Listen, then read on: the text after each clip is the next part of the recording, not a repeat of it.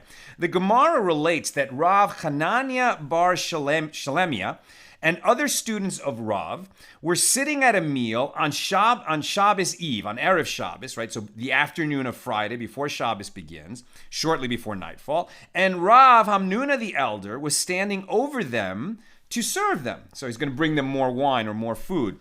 He's the host, in other words.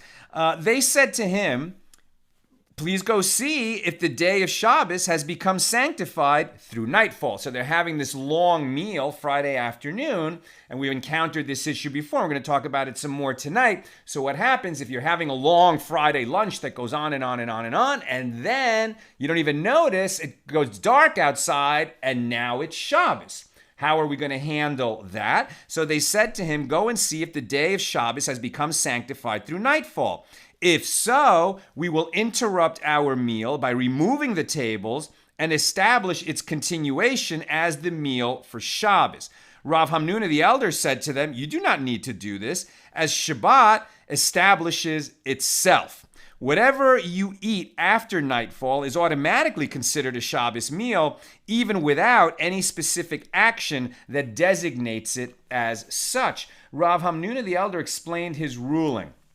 As Rav said, just as Shabbos establishes food consumption as a regular set meal with regard to tithes, so Shabbos establishes the requirement to recite Kiddush. Generally, one may eat untithed produce in a casual, incidental manner, meaning you own a farm, you grow olives on it, or you grow wheat or whatever, you grow food on the farm.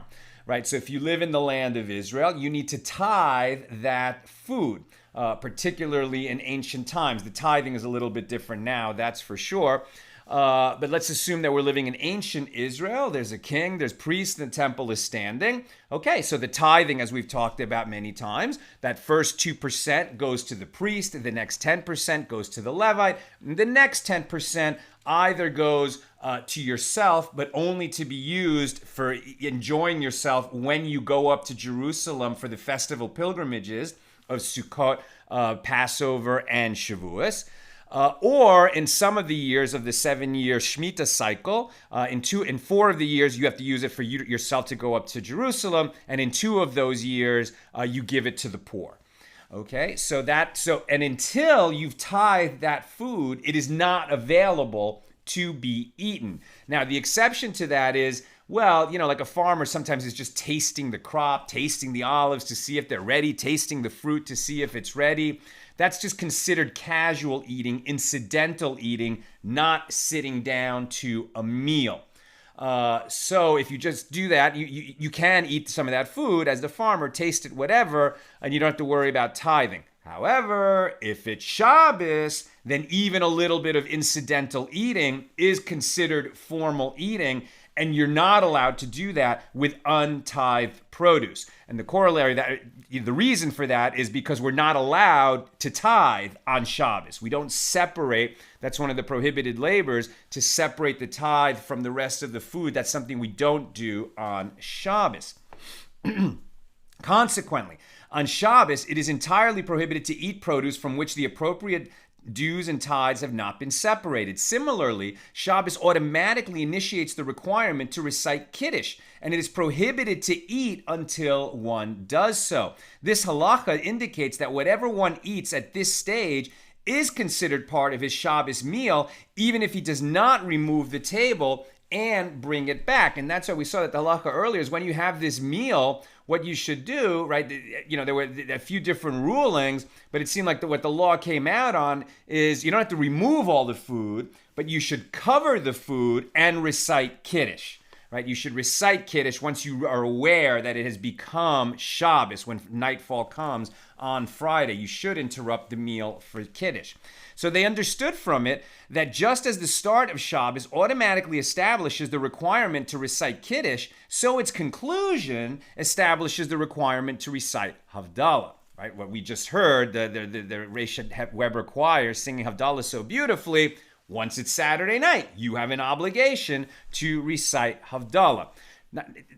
Specific to do the Havdalah ceremony, and specifically the Havdalah blessing, the blessing itself, where we bless God for distinguishing sacred from secular, day from night, the days of week, etc., Israel from the nations, and then blessed are you, Lord our God, who distinguishes sacred from secular.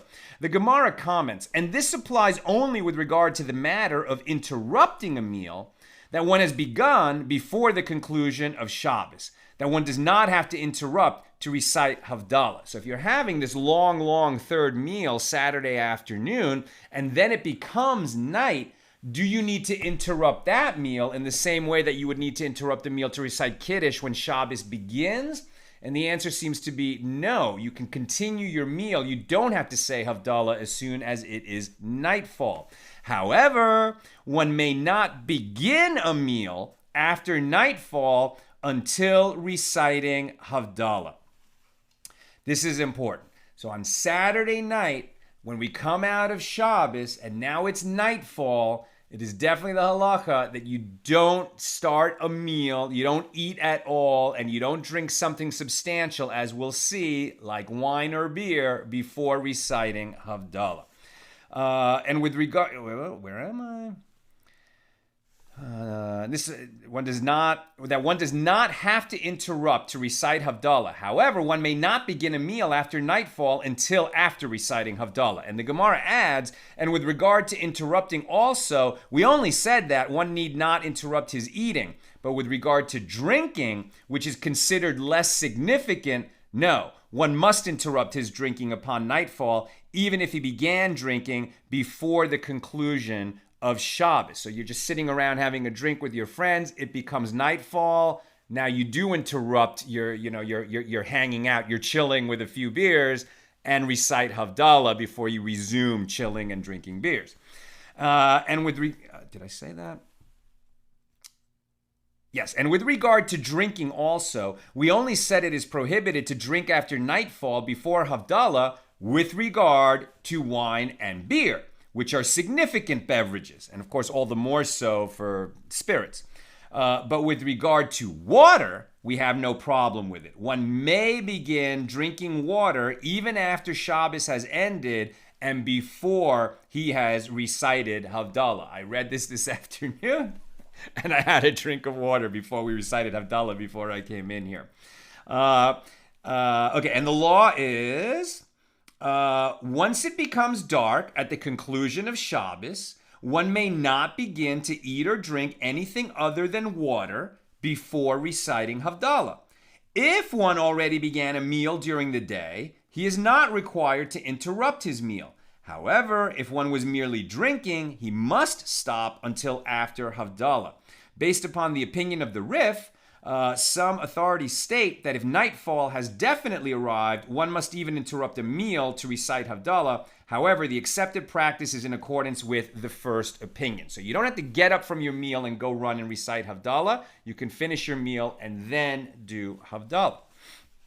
But if you're not actually sitting at the table and eating, then once it's nightfall on Saturday night, don't go eat before you recite Havdalah. Don't go drink anything other than water before you recite Havdalah.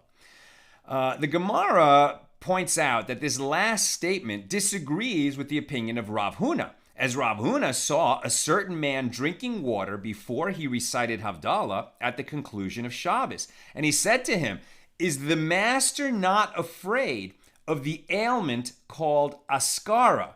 which is a horrible intestinal disease, as it was taught in the name of Rabbi Akiva, that whoever tastes anything before he recites Havdalah, his death will come through askara. That's not something that you want.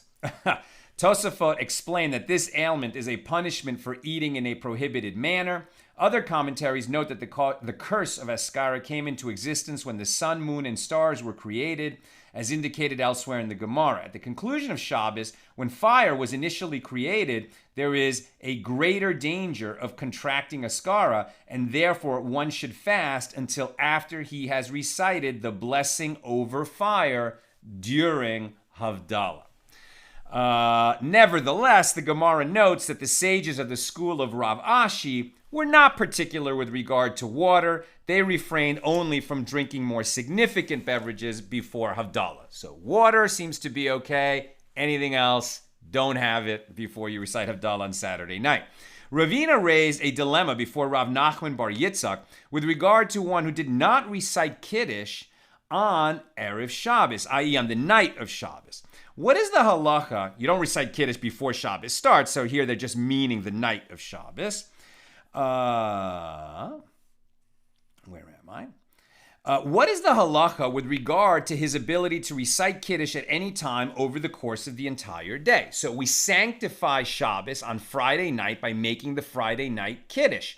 If something came up and for some reason you weren't able to say Kiddush Friday night, what is the law? May we say the Friday night Kiddush during the day on Saturday? May one recite Kiddush later, or has he lost his opportunity by failing to recite Kiddush at the proper time? Rav Nachman bar Yitzchak said to him, from the fact that the sons of Rabbi Chiya say that one who did not recite Havdalah at the conclusion of Shabbos may recite Havdalah anytime over the course of the entire week, it can be inferred that here too, one who did not recite Kiddush on Shabbos night may recite Kiddush at any time over the course of Shabbos day. So here we see you're not supposed to eat or drink anything other than water Saturday night before you say Havdalah. That is the way you're supposed to do it. But if something comes up and for some reason you weren't able to say Havdalah Saturday night, you can still say Havdalah on Sunday, or according to this, on Monday, Tuesday, Wednesday. You could say it for the rest of the week until it's Shabbos again. You could say Havdalah. It's not better to do that. It's worse to do that. It's not the correct way to do that. So according to that, what about the Kiddush of Friday night? Can we also, if we missed our opportunity to say it Friday night, can we say it on Saturday? It seems like perhaps we can. Ravina raised an objection to the opinion of Rav Nachman Bar Yitzchak from the Tosefta. On the nights of Shabbos and the nights of a festival, there is a mitzvah of Kiddush over a cup of wine. And there is a requirement to mention the sanctity of the day in the grace after meals. In the Birkat HaMazon, the grace that we recite after a meal, when we say it on Shabbos, we add a special language for Shabbos. And likewise, when we say it on a festival, on Yom Tov, we add special language to recognize that we're giving thanks to God for the meal we just ate, and it's a festival, and it's Shabbos. On the day of Shabbos and festivals, there is no mitzvah of Kiddush over a cup, but there is a requirement to mention the sanctity of the day in the grace after meals, right? On the day of Shabbos day, there is no mitzvah of Kiddush over a cup, but there is a requirement to mention the sanctity of the day in the grace after meals. Is that so? We know we have a Kiddush that we say on Saturday, during the day on Saturday, but it is quite different than the Friday night Kiddush. And so many of us often just recite it quickly in Hebrew, or we sing it, or we hear someone else do it. So it's worth inspecting for a moment the difference between the Friday night Kiddush and the Saturday, midday Kiddush. Often we hear it if you go to a service that starts early, okay, you're going to hear the Kiddush in temple before noon. But then you are obligated to say another Kiddush when you get home so that the members of your household can hear the Kiddush. And that's a different Kiddush, the one in temple, as the one at home. A little bit different. So here is the Friday night Kiddush that we say at our Shabbos table. Right? We say, and then the heavens and the earth were completed. Well, we say, and it was evening and it was morning the sixth day. And then the heavens and the earth were finished and all their host. And on the seventh day, God completed his work which he had made, and he rested on the seventh day from all his work in which he had been engaged. And then God hallowed the seventh day and sanctified it, because on it he rested from all his work which he had created to make. Then you sort of summon everyone's attention, Savri Meranan Verabosai. And often they say L'chaim. And then you say, Baruch atah Adonai. I'm going to just read it I'm going to do it in English. We're studying this in English. Blessed are you, Lord our God, King of the universe, who creates the fruit of the vine. That's just the blessing over wine. That's not Kiddush. And you don't drink it yet because you're involved in making Kiddush.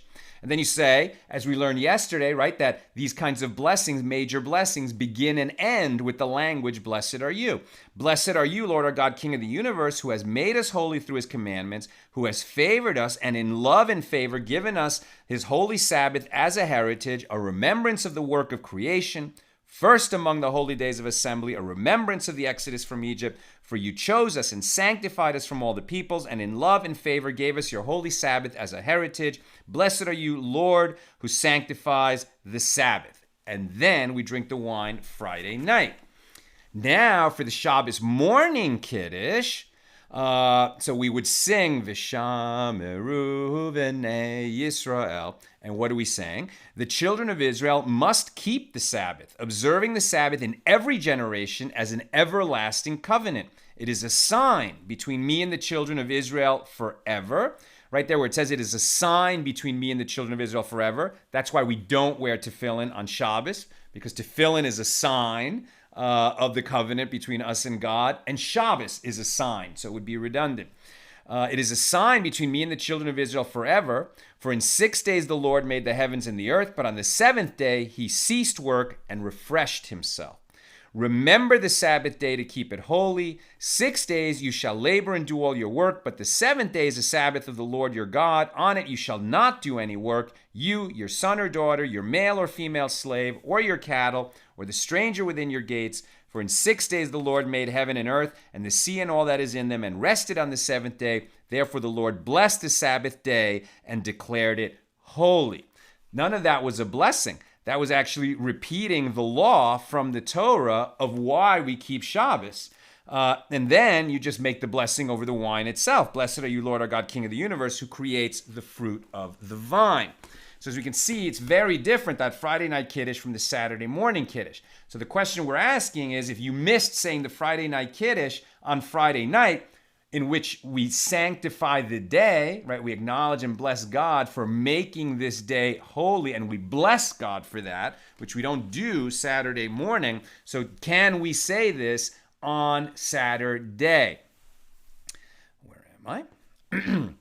Okay, so going on to analyze this question, Ravina explains his objection. And if it could enter your mind to say that one who did not recite Kiddush on Shabbos night may recite Kiddush any time over the course of the entire day on Shabbos and festival too, it can be found that there is a mitzvah of Kiddush over a cup. For if one did not recite Kiddush at night, he may recite Kiddush the following day. Rav Nachman bar Yitzchak said to him, the Tana, the rabbi of the Mishnah, does not teach cases of what if. In other words, the Tana does not take into consideration the uncommon circumstance of one who failed to recite Kiddush on the night of Shabbos. Like, we don't have a source yet for can we say it on Saturday. The law is about saying it Friday night, or you have to say it Friday night, but we don't know, can you say it on Saturday if you miss saying it Friday night? Ravina raised an objection to the opinion of Rav Nachman bar Yitzchak from another source. If there is a choice between the honor of the day of Shabbos and the honor of the night, the honor of the day takes precedence.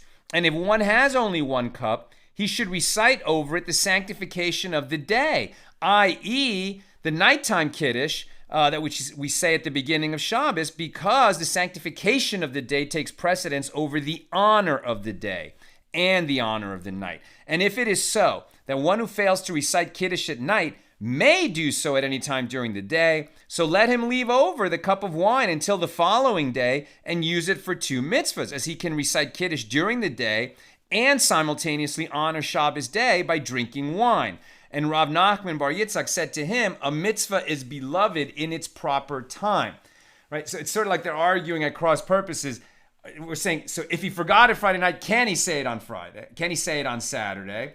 And the other one is saying, well, I mean, it's so much better to say it Friday night. It's much more important to say it Friday night. A mitzvah is beloved in its proper time. Ravina objected to this answer. And do we say that a mitzvah is beloved in its proper time? But wasn't it taught in a baraisa? One who enters his home at the conclusion of Shabbos recites the blessing over the wine, and then over the light, and then over the spices, and he recites Havdalah thereafter over the cup of wine. And if he has only one cup of wine, he leaves it for after he eats his food and uses it for the grace after meals and arranges all the other blessings together thereafter. Now it's a different question, one we've already encountered, but it's being brought up again. If you only have one cup of wine, can you use it both to recite the grace after the meal and for Havdalah? Very different purposes of that cup of wine. One to thank God for the food that we ate, and one to bless God for distinguishing between sacred and secular. And the answer is, we shouldn't do that, but if you must do that, you can do that. That's what we saw. So this baraisa indicates that we do not say that a mitzvah is beloved in its proper time, as one does not have to recite Havdalah immediately, i.e. before partaking of his meal. Odd, right? Didn't we just say, no, wait a minute, you're supposed to definitely not eat before you say Havdalah? But it seems like, well, if you only have that one cup of wine and you need the wine for the grace after meals. Now, nowadays, generally speaking, most people have the practice that they only recite grace after meals over a cup of wine if there's a minyan present, if there are 10 people present there, 10 men. But otherwise, we could say the Birkat Hamazon, the grace after meals, without a cup of wine. We'll actually get to that halacha in one moment. So he said to him, Look, I am neither a scholar, nor a speculator, nor an important individual. Rather, I teach and arrange halachic rulings, and the scholars instruct the students in the study hall in accordance with my opinion. I maintain that there is a difference for us between the arrival of the day of Shabbos and the departure of the day. With regard to the arrival of the day, the sooner we welcome the day by reciting Kiddush, the better, and we thereby express how beloved it is to us. With regard to the conclusion of the day, we delay it so that Shabbos will not appear to be a burden to us, right? We want to say Kiddush pretty promptly after Shabbos begins because Shabbos is dear to us, sanctifying Shabbos is dear to us, enjoying Shabbos is dear to us, and we're going to rush to do that mitzvah.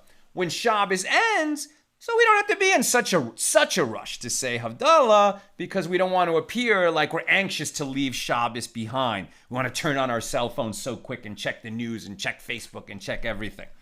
And the Gemara points out that one may learn. Okay, so before we go on, let me just read some halachas how this came out. So one who did not recite Kiddush on Shabbos night. One who failed to recite Kiddush on Shabbos night may do so during the day. He may do so during the day. And he recites the entire formula of the Kiddush at night, except for the paragraph that starts with, and then the heavens and the earth were completed. Right? So you can say the Friday night Kiddush. You just don't say, and the heavens and the earth were completed because, you're late on that. That was for Friday. But you can't, if you miss saying the Friday night Kiddush Friday night, you can say it on Saturday. Where am I? I wanted to read that one. Also, the halacha is the honor of the day of Shabbos is greater than the honor of its night. Therefore, if one does not have enough food for both meals, he should leave the better food for the daytime meal. Nevertheless, obtaining wine for Kiddush at night takes precedence over both the wine and the meal of the day. Isn't that interesting? If you're only going to have enough food for one of meal during Shabbos, so then you should make the real meal on Saturday. But with regards to wine for Kiddush, Friday night takes precedence over the day on Saturday. Okay, so the Gemara points out that from what we've just learned, there are 8 laws that we can learn. I'm going to list these 8 laws, and then we're going to be done. I'm coming to your comments and questions. So the Gemara elaborates. Learn from it that one who recites Havdalah in the evening prayer must also recite Havdalah over a cup. Right. So when you say the Shemona Esrei, the standing prayer as part of the weekday Mariv, the weekday evening service, right? Because on Saturday night, Shabbos is over when we say the nighttime prayer. So now we're back into the days of the week. However, there's a special edition inside that prayer, the 18 benedictions, the Shemona Esrei 18. It actually has 19 prayers because one was added later.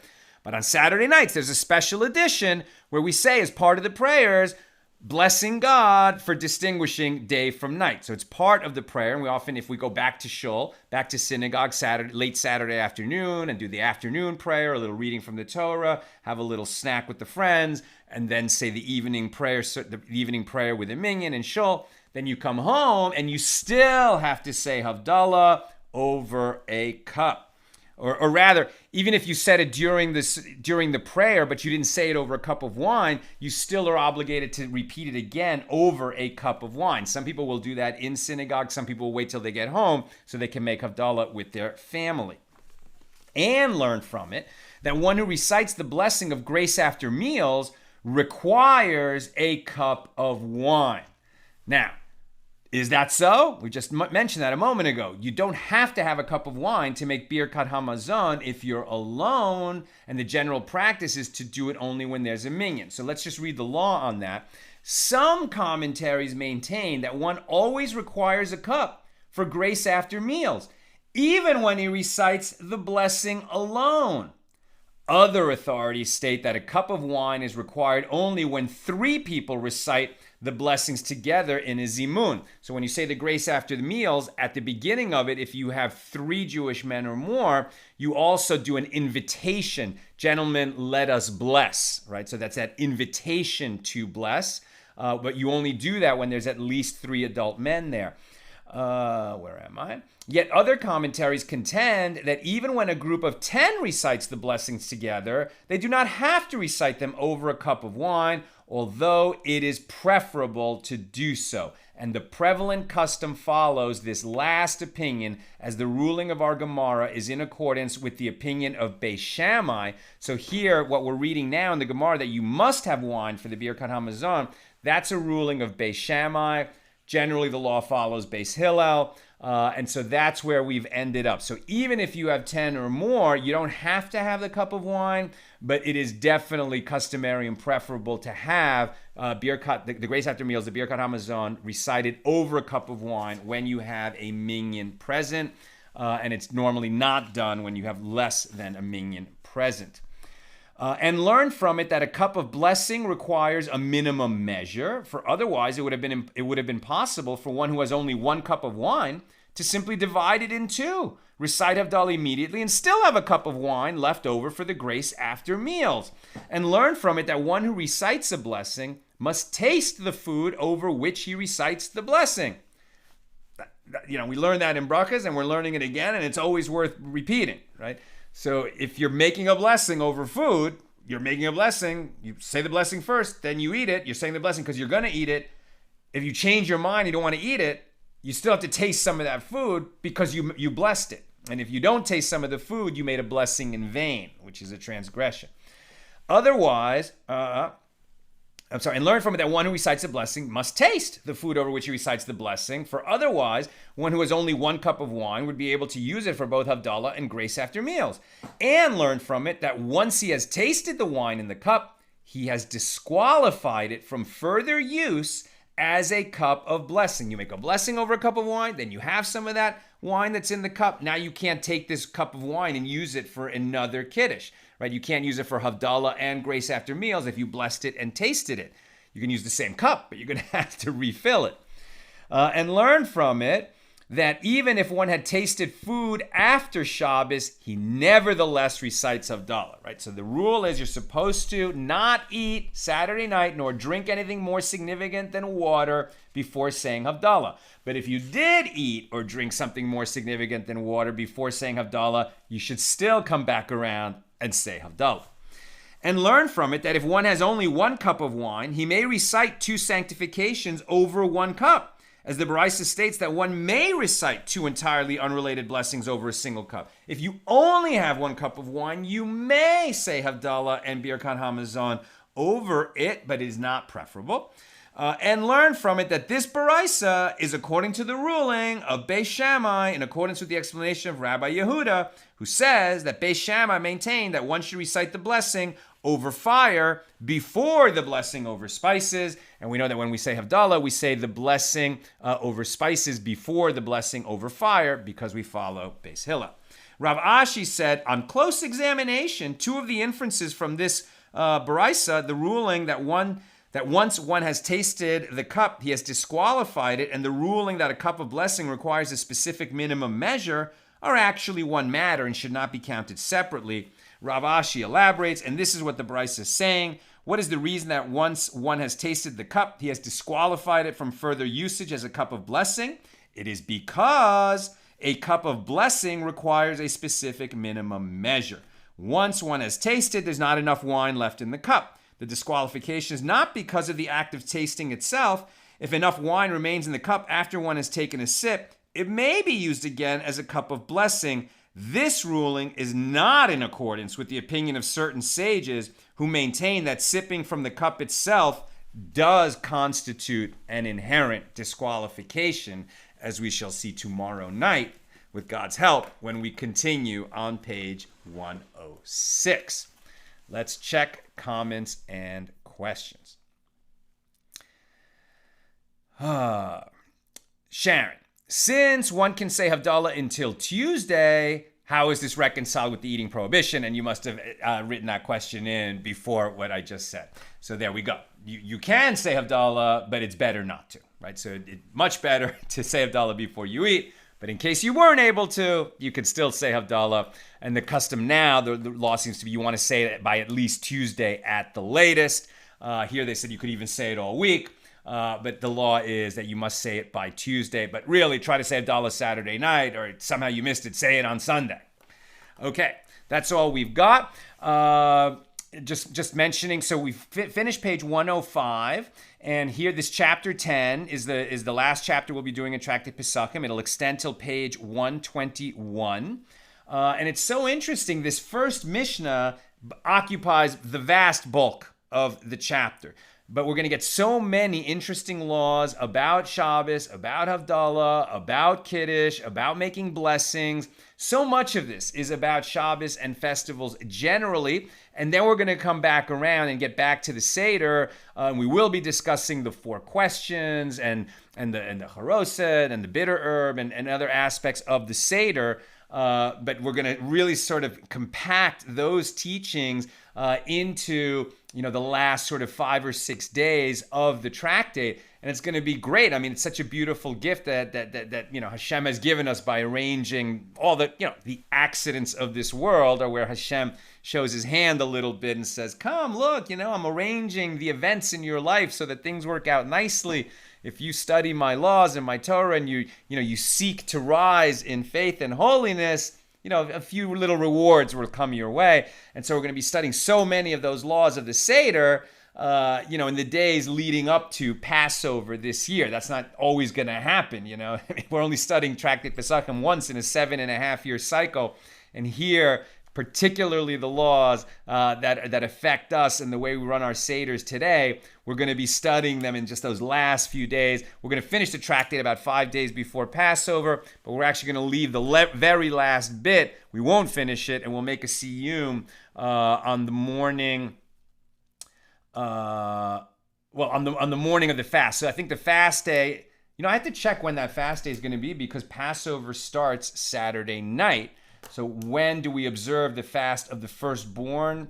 I can't remember now if we do a fast on Friday or not, because I have to look it up. It might be that we do it on Thursday. At any point, when we observe the fast of the firstborn, we'll make our siyum on Tractate Pesachim that morning, so that the firstborns among us, like me, don't have to fast that day. It's the one fast that you're excused from if you are completing a tractate of study and making a siyum with a celebration that accompanies it, which you can eat and drink for that. And then once you've eaten and drinking in the morning, you don't have to observe that particular fast day. It's a very minor fast day, and that's why this is possible. That's not possible on other fast days.